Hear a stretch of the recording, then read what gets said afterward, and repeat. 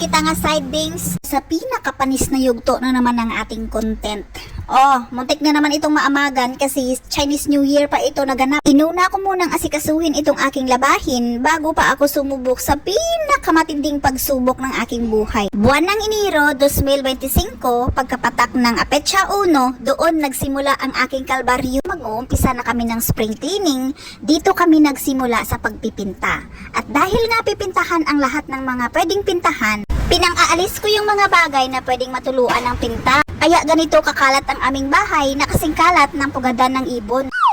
Medyo mabuti-buti na ngayon kasi hindi na ako ang gumagawa ng mga trabahong pang-construction. Pinakontrata ako na sa iba kasi hindi ko na talaga kaya. 10 years ago kasi ako talaga ang bida-bida magpresenta na pintahan natin ito, huhugasan natin ito, kuskusin natin ito. Lahat na lang nang makita, pinapakialaman. Pero ngayon, balak sa buhay mo. Ipapinta mo yan kung gusto mo. Baka dyan pa ako susuka ng dugo kapag magpresentar pa ako. So ayun, buti na lang to the rescue yung family contractor nila. Ever since I came, siya na yung nakikita kong taga-repair ng mga sira-sira dito sa bahay. Kaya medyo napagaan ang aking trabaho na may panahon pa akong gumala. Yes, lumabas kami ng aking kasama dahil may panahon pa akong mag-day off. Kaya ang sabi ko, since Chinese New Year is coming, medyo madami-daming mga nagbebenta dyan sa palengke, bibistahin natin. Isang liko lang kasi itong tindahan mula sa bahay namin. So, fast forward, back to reality, kinabukasan, ito na naman ang sitwasyon ng aming bahay. As in, literal na general cleaning talaga ito kasi nararamdaman ko yung panginginig ng aking tuhod sa gutom sa kakasunod sa dinaanan ng pintador. Yung lilinisin mo yung sahig, pupunasan mo yung mesa, pupunasan mo yung mga picture frames, kadami. Dagdag pang asikasuhin itong alaga ko kasi nag-aalburuto siya dahil sa constipation. Yung hindi mo na alam kung ano ang uunahin mo, tapos hindi mo alam kung saan ka mag-uumpisa pagkagising mo. Yan, mga ganyan ang sitwasyon ko. Zombie mode lagi. At habang tumatagal ang panahon ay unti-unti na rin naming natapos ang dapat natapusin. Naibalik na rin ang dapat naibalik sa mga wall. Ayan, medyo malinis na rin tignan ang aming bahay. Napaluwag-luwag na ng kaunti ang aking trabaho. Dito na lang na part ang hindi pa natatapos masyado kasi lalabhan ko pa yung cover ng sofa. Hindi nyo lang halata na may cover yan pero may cover talaga yan. At yan na ata ang pinakakalbaryo ng aking buhay. Yung tanggalin mo yung cover niya, tapos labhan, tapos ibalik mo rin. Ay, sus Maria Josep. At alam nyo ba na ako'y naiirita kapag ako'y nagtatrabaho na madaming sumasagabal. Yung pabalik-balik ba sa harap ko habang ako'y nagtatrabaho ay ang sarap hampasin. Kaya pinipili ko pang mag-isa kapag ako'y busy. Yung antayin kong lumayas sila lahat bago mag-umpisa ng trabaho. Pero dito wala ayaw nilang lumayas.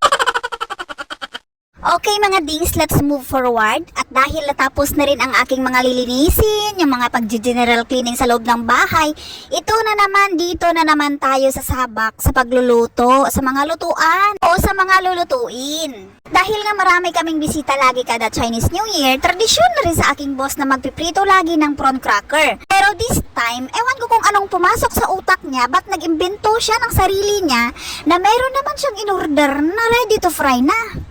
Pinahirapan niya lang ang sarili niya kakadikdik nun, tapos sinayang niya lang ang pera niya kakabili ng mga ingredients kasi hanggang ngayon hindi niya pa na-fry yun. Kasi hindi pa yun natuyo, kaya ito na lang yung ready to fry na ang minadali niya dahil nga magsi-CNY na. Kumbaga, nasa rush hour na kami napunto ng buhay namin. Na pati yung alaga ko, ginawa na lang namin security guard habang kami ay nagluluto kasi nga, nag-aalburuto din siya habang kami ay busy. At nandito na nga tayo sa pinakamabilis na panahon.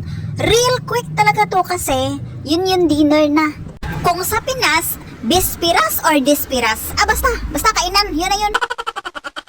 At dahil nga malapit ng mag 12 o'clock, ako'y nagre-ready na kanilang prayer kasi magpe-pray lang sila tapos lumayas. Dati may pa-fireworks pa yan sila pero ngayon medyo boring na. Kinaumagahan, dito ko na talaga naramdaman ang pinakamasalimuot na yugto sa aking buhay. Yung maaga kapag gumising para maghanda ng kanilang lalamunin. Kahit nag-take out lang sila ng mga main dishes pero kailangan ko pa rin gumising ng maaga para maghanda ng mga kung anong mga anik-anik na mga kailangan nila sa buhay. Yung ang sabi nila, alas 10 sila darating pero alas 9 pa lang nandito na sila at magkinala-kala. O, diba? Hindi ka mapapressure nun? Pagkatapos nilang kumain, syempre, finally, nandito na tayo sa pinaka-highlights ng kanilang okasyon. Pero kailangan muna nilang ritualan bago ang bigayan. At nang mabigyan na ang lahat, sakto namang dumating na ang kanilang hinihintay. Ang kanilang palayon dance, pero hindi ko na naisama dito kasi nauna ko na siyang nai-upload sa aking wall. Hanapin nyo na lang dyan kung gusto nyong panoorin.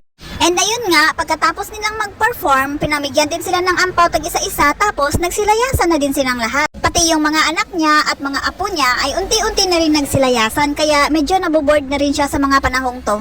At ayun na nga ang sitwasyon ng bahay, medyo maliwag-luwag na, maaliwalas na, pero naiiwan pa rin yung mga cookies na yan sa mesa kasi may mga iilan pa rin silang mga bisita na dumadating. And syempre, in the end, parang nakalimutan ko na rin ang aking pagod kasi hindi naman na zero ang inyong lingkod. O diva, o siya, wag na kayong umutang sa akin kasi ubos na yun.